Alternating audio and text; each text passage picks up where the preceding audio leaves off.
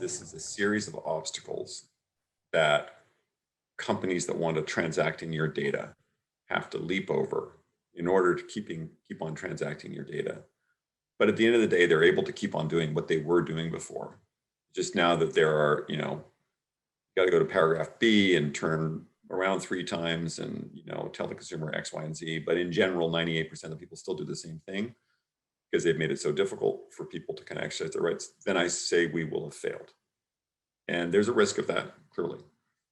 I feel like the effort will have succeeded if, in general, the industry that is currently trying to transact in your data ends up giving people really clear, easy, meaningful ways to stop that transaction in their data. And, again, we're pretty, if you think about our approach, I'm not anti-business, clearly.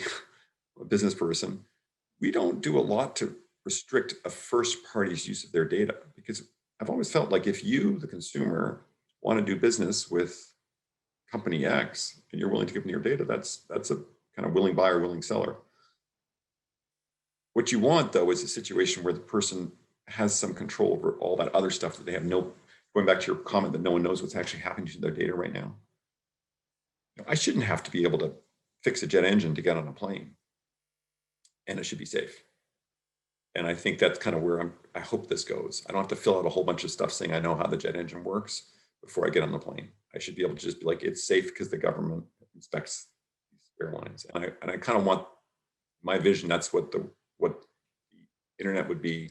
You go on a website and in general, the same way I know when I go on my phone that AT&T is not actually listening to my phone call and selling that data.